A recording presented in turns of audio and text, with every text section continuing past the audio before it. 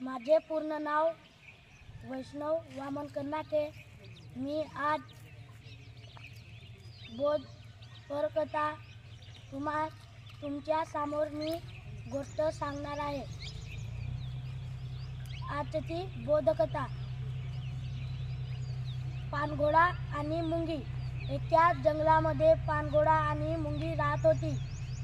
त्या मुंग्या आपल्या समोरच्या वेळासाठी ते आपल्याला अन्न जमा करत होत्या आणि त्या अन्नाचं त्यांना समोर काम यावा म्हणून ते आपल्या अन्न जमा करून ठेवत होत्या आणि त्या रोजच असा करता करता ते रोजच आपला अन्न गोळा करून आपल्या घरामध्ये ठेवायच्या आणि इतर त्यांच्या घरासमोरच पानघोडा राहत होता आणि तो पानघोडा खूप आळशी होता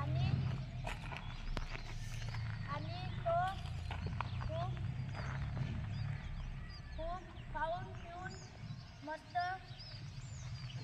ऐश आराम करत होता आणि त्या मुंग्या दररोजच आपल्याला अन्न जमा करत होत्या आणि तो त्यांना पानघोडा हातत होता।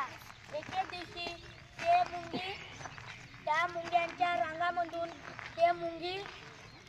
ते तिथून पडून गेली आणि तिच्या पायाला जखम झाली आणि तो पानघोडा तिला हसत होता आणि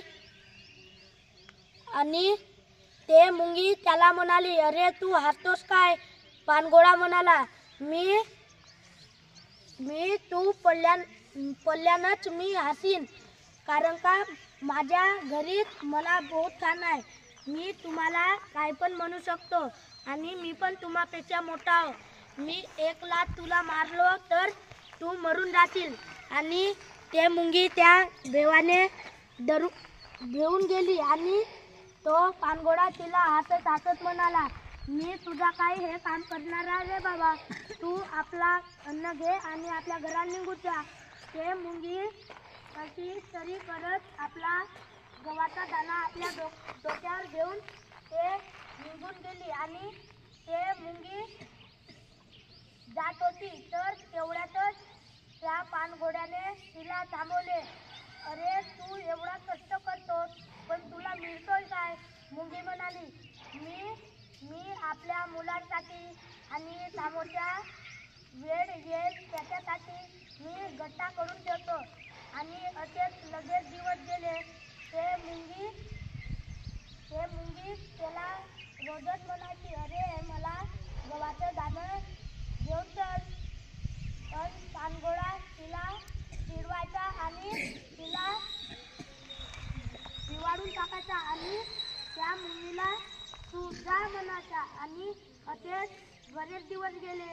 एके दिवस हिवाळ्याचा दिवस आला आणि त्या हिवाळ्याच्या दिवसामध्ये पूर्ण पानघोड्याचा खाना संपून गेला आणि तो पानघोडा थंडीत कडकडत तो मुंग्यांच्या घराजवळ गेला आणि त्याच मुंगीला म्हणाला, मी तुम्हासोबत राहू का? पण ते मुंगी पानघोड्यासारखी आळशी आणि दुष्ट स्वभावाची नव्हती म्हणून त्या सर्व मुंग्यांना त्याची सर्व माहिती काढून घेतली आणि त्याला घरात राहायला सांगितले। आणि पूर्ण हिवाळा तो त्यांच्या घरामध्ये मौजमस्ती मस्त करू लागला आणि त्यांचा अन्न संपवू लागला। एके दिवशी त्यांचा अन्न संपला आणि त्या पानघोड्याला पाठवले, अरे पानघोड्या, आता तू तर आमचा अन्न संपवलास, आता आम्ही तर काय खाऊ? म्हणून पानघोडा म्हणाला, मी थांबा, तुम्हाला अन्न आणून देतो। आणि पानघोडा इकडून तिकडून उड्या मारत गेला आणि त्याला तेवढ्यामध्ये एक गव्हाचा शेत दिसला आणि त्या शेताजवळ तो थांबून विचार केला, आणि मी आता हा गहू कसा नेणार? मी जाईन तर माझ्या पाठीहून तो गहू सांडून जाईल। आणि तो मुंग्यांकडे गेला। मुंग्या म्हणाल्या, अरे तू काय आणलास आम्हासाठी? मुंग्या म्हणाल्या तू अन्न कोठी आणलास? आणि पानघोडा म्हणाला, अरे मी त्या माझ्या घराजवळच्या शेतामध्ये मी गव्हाचे दाणे काढून ठेवला हो आणि ते दाणे माझ्या घराच्या समोर आहेत. तशा मुंग्या लवकर घरातून बाहेर निघाल्या आणि ते सर्व गव्हाचे दाणे घेऊन पळाल्या. आणि असेच लगेच दिवस ह्या झाले. मग उन्हाळा आला. मग उन्हाळ्यामध्ये त्या मुंग्या त्या पानघोड्या मस्त त्या मुंग्यांना मस्त मौज-मस्ती करायला सांगितले. आणि त्यांचा कॅप्टन तो परत आला आणि त्यांना म्हणाला, अरे मी तर इथे लगेच बहुतच अन्न माझ्या घरामध्ये जमा करून ठेवलं होतं. हा अन्न गेला कोठी? मुंग्या म्हणाल्या, हो साहेब, हे अन्न तरी त्या पानघोड्याने खाल्ले. आम्ही नाही म्हणलो तरी. पण त्या मुंग्यांना कोणता तरी उपाय पाहून आपला जीव वाचवला आणि त्या पानघोड्याचा पण जीव वाचवला. नाहीतर तो मोठा माकोडा होता आणि तो मुंग्यांचा राजा होता. पण तो माकोडा त्यांना काहीच नाही म्हणाला आणि आपला दुसरा घर बांधू लागला. दुसऱ्या घरात आपला खाना ठेवून तो निघून गेला. तेवढ्यात त्याला पानघोडा सापडला आणि पानघोड्याने म्हणाले, अरे माकोड्या, तू कोठी जातोस?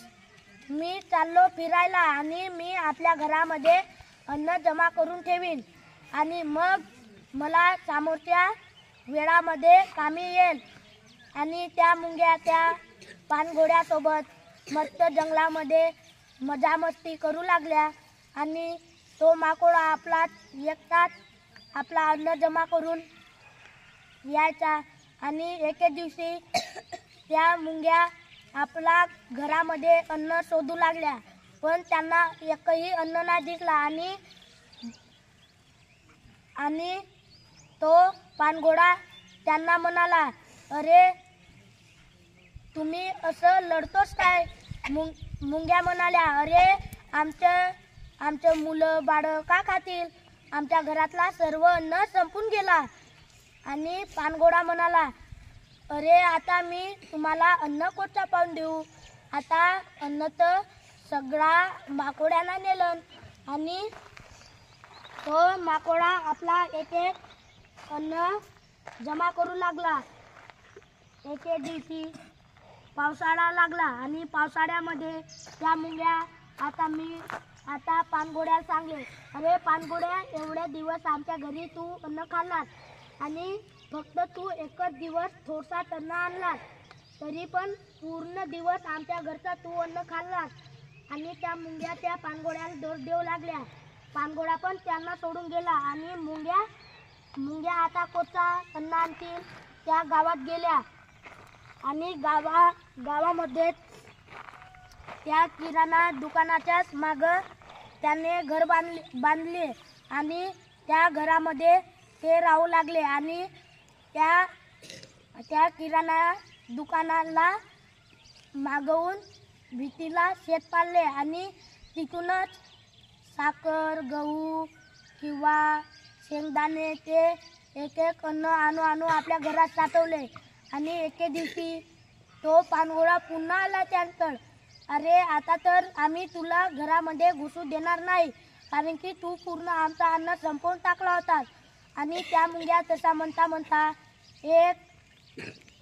एक मोठा माकोडा आला आणि त्यांना त्या घरातून काढून टाकले. आणि त्याचा सर्व अन्न तिथेच राहिला. त्या मुंग्या आता आपल्या साहेबाकडे गेले आणि म्हणाले, साहेब आता आम्ही कुठे जाऊन?